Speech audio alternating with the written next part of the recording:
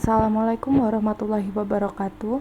Di sini kami dari kelompok 5 akan mempresentasikan materi yang berjudul Pandangan tentang Manusia untuk memenuhi tugas mata kuliah Ilmu Pendidikan yang beranggotakan yang pertama ada saya sendiri Anissa Laga dengan NIM 23050530045. Yang kedua ada Agatha Aprilia dengan NIM 23050530062. Dan yang terakhir ada Marcelina dengan NIM 23050530072. Pandangan tentang manusia dari berbagai perspektif. Yang pertama, perspektif biologis. Manusia sebagai makhluk biologis berevolusi melalui seleksi alam, memiliki struktur tubuh yang kompleks, sistem saraf maju, dan kemampuan kognitif tinggi. Menurut Wilson, 2017, evolusi memungkinkan manusia beradaptasi secara unik, termasuk dalam berpikir, berkomunikasi, dan mengembangkan teknologi.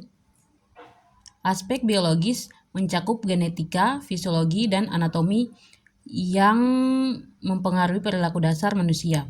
Biologi juga berperan dalam psikologi melalui neurobiologi seperti struktur otak dan neurotransmitter yang mempengaruhi emosi, motivasi, dan kognisi. Berikut perspektif psikologis. Psikologis mempelajari kehidupan mental manusia, termasuk proses berpikir, emosi, motivasi, dan kepribadian yang dibentuk oleh interaksi genetik, lingkungan, serta pengalaman hidup. Menurut Peterson 2019, perspektif ini menekankan pentingnya pengalaman subjektif dan proses mental dalam memahami perilaku, dinamika kepribadian, serta mekanisme pertahanan diri yang menjaga keseimbangan mental. Psikologi juga meneliti perkembangan kognitif, pembentukan identitas, dan pengaruh lingkungan sosial. Berikutnya, perspektif sosial budaya. Manusia sebagai makhluk sosial dipengaruhi oleh konteks budaya dan sosial. Perspektif sosial budaya menekankan bahwa pelaku manusia dipengaruhi oleh interaksi sosial dan norma budaya. Menurut Guest 2016, budaya memberikan kerangka untuk memahami dunia dan peran individu. Budaya mempengaruhi cara berpikir, merasa, dan bertindak serta membentuk nilai-nilai, norma sosial, dan identitas melalui proses sosialisasi dalam keluarga, sekolah, dan masyarakat. Yang terakhir ada perspektif religius. Religius memberikan dimensi spiritual dalam memahami manusia, di mana manusia dipandang sebagai makhluk yang diciptakan dengan tujuan tertentu dan memiliki hubungan dengan yang transendental. Rahman 2020 menjelaskan bahwa agama memberikan panduan moral dan etika, membantu individu menjalani hidup yang bermakna. Agama juga menjadi sumber makna dan identitas, serta kerangka moral untuk menentukan tindakan yang benar atau salah. Dimensi religius ini mencakup konsep dosa, pengampunan, keselamatan, dan kehidupan setelah mati, yang mempengaruhi cara pandang manusia terhadap eksistensi dan tujuan hidup mereka. Berikutnya, wujud sifat hakikat manusia. Kemampuan menyadari diri. Kemampuan menyadari diri adalah kesadaran individu terhadap eksistensi diri, peran dan posisinya di dunia. Kesadaran ini memungkinkan manusia untuk melakukan refleksi diri, memahami kekuatan dan kelemahan diri, serta mengembangkan identitas pribadi. Ini juga mencakup kesadaran akan nilai-nilai, tujuan, dan aspirasi yang membimbing tindakan dan keputusan. Kemampuan bereksistensi. Kemampuan bereksistensi mengacu pada eksistensi manusia tidak hanya secara fisik tetapi juga dalam arti filosofis dan eksistensial. Manusia memiliki kemampuan untuk bertanya tentang makna hidup, tujuan eksistensial, dan tempat mereka di alam semesta. Pertanyaan-pertanyaan eksistensial ini seringkali membantu manusia dalam mencari makna dan tujuan hidup. Kata hati. Kata hati adalah kemampuan moral yang memungkinkan manusia untuk membedakan antara yang baik dan buruk, yang benar dan salah. Ini adalah kompas etis yang memandu tindakan manusia dan membantu mereka membuat keputusan yang moral. Kata hati juga mencerminkan kesadaran akan tanggung jawab moral terhadap diri sendiri dan orang lain.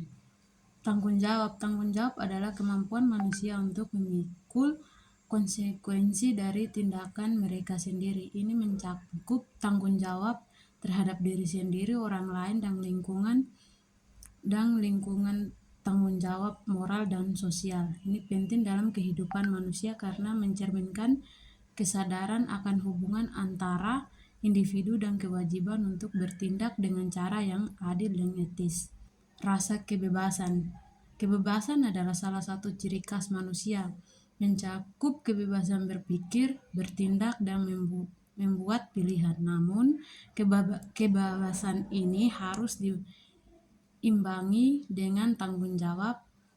Kebebasan tanpa tanggung jawab dapat mengarah pada tindakan yang merugikan diri sendiri atau orang lain. Oleh karena itu, pemahaman tentang kebebasan yang seimbang dengan tanggung jawab adalah esensial dalam kehidupan manusia. Kewajiban dan hak. Manusia memiliki hak-hak asasi yang memiliki seperti hak untuk hidup, kebebasan, dan mengejar kebahagiaan. Namun, manusia juga memiliki kewajiban moral dan sosial yang harus dipenuhi. Keseimbangan antara hak dan kewajiban ini penting untuk menjaga harmoni dalam kehidupan individu masyarakat. Kemampuan menghayati kebahagiaan. Kemampuan menghayati kebahagiaan adalah aspek yang penting dari hakikat manusia yang mencerminkan kesejahteraan emosional dan spiritual. Kebahagiaan berkaitan dengan pemenuhan tujuan hidup, kepuasan batin, dan harmoni sosial serta terkait dengan aktualisasi diri. Dalam pendidikan penting untuk membantu siswa mencapai keseimbangan antara perkembangan akademik, emosional, dan sosial untuk mendukung kemampuan mereka menghayati kebahagiaan. Yang berikutnya ada unsur-unsur hakikat manusia. Unsur hakikat manusia dibagi menjadi dua. Yang pertama ada monisme. Pandangan monistis menyatakan bahwa manusia adalah satu kesatuan yang tidak dapat dipisahkan antara tubuh dan jiwa. Monisme berargumen bahwa semua aspek manusia, baik fisik maupun mental, berasal dari sumber yang sama, dan tubuh serta pikiran berfungsi secara harmonis. Rituan 2022 dalam jurnal Monistic View on Human Nature menekankan bahwa monisme mendorong pandangan integratif tentang manusia sebagai bagian dari satu realistis yang sama. Berikutnya ada dualisme. Dualisme memandang manusia sebagai entitas yang terdiri dari dua unsur, tubuh dan jiwa. Jiwa dianggap sebagai esensi sejati manusia, sementara tubuh hanya wadah sementara. Menurut Putra 2023 dalam jurnal Dualism in Human Nature, dualisme menjadi dasar pemikiran filosofi dan teologis yang melihat manusia hidup dalam dua dunia, materi dan spiritual. Dalam pendidikan, pandangan ini mempengaruhi pendekatan yang memisahkan pembelajaran intelektual dari pengembangan spiritual. Baik, di sini saya akan melanjutkan menjelaskan bagian dimensi-dimensi kemanusiaan yang terbagi menjadi beberapa. Yang pertama ada dimensi keindividualan, di mana bahwa setiap manusia adalah unik dan memiliki identitas, potensi, serta bakat yang berbeda. Pendidikan harus menghargai dan mengembangkan potensi individu, bukan hanya menilai berdasarkan standar umum. Dalam jurnal Dimensions of Humanity in Education tahun 2023, disebutkan bahwa menghormati keunikan individu adalah kunci untuk menciptakan sistem pendidikan yang adil dan inklusif. Yang kedua ada dimensi kesosialan, di mana manusia adalah makhluk sosial yang membutuhkan interaksi dengan orang lain.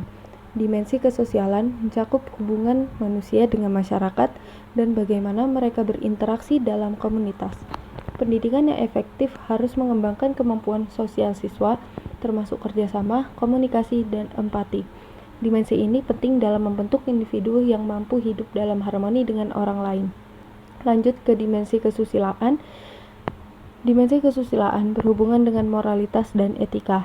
Ini mencakup nilai-nilai moral yang membimbing tindakan manusia, seperti keadilan, kejujuran, dan rasa hormat terhadap orang lain. Pendidikan yang baik harus menanamkan nilai-nilai kesusilaan sejak dini agar siswa tumbuh menjadi individu yang bertanggung jawab secara moral. Lanjut ke dimensi keberagaman. Dimensi keberagaman mencerminkan hubungan manusia dengan transendental atau Tuhan. Ini mencakup keyakinan, ibadah, dan pandangan hidup yang didasarkan pada ajaran agama. Dalam pendidikan, penting untuk menghormati keberagaman keyakinan dan memberikan ruang bagi siswa untuk mengembangkan pemahaman spiritual mereka sesuai dengan latar belakang agama masing-masing. Lanjut ke dimensi kesejahteraan. Dimensi kesejahteraan mencakup aspek kesejahteraan fisik, mental, dan emosional. Pendidikan harus mempromosikan kesejahteraan siswa secara holistik, tidak hanya berfokus pada pencapaian akademik, tetapi juga pada keseimbangan hidup yang sehat. Ini mencakup perhatian terhadap kesehatan mental, aktivitas fisik, dan pengembangan keterampilan hidup yang sehat. Baik, untuk kesimpulan dari materi kami adalah pandangan tentang manusia dari perspektif biologis, psikologis, sosial budaya, dan religius menggambarkan kompleksitas dan keunikan manusia. Kemudian, hakikat manusia mencakup berbagai sifat dan unsur yang membentuk identitas dan keberadaan mereka seperti kesadaran diri, kebebasan, tanggung jawab, dan kemampuan untuk menghayati kebahagiaan. Dalam konteks pendidikan, pemahaman yang mendalami tentang dimensi-dimensi kemanusiaan ini sangat penting untuk menciptakan sistem pendidikan yang holistik dan berimbang, yang tidak hanya fokus pada aspek intelektual, tetapi juga pada pengembangan moral, sosial, dan spiritual siswa. Demikian materi yang bisa kami presentasikan. Untuk kurang dan lebihnya mohon maaf. Terima kasih. Wassalamualaikum warahmatullahi wabarakatuh.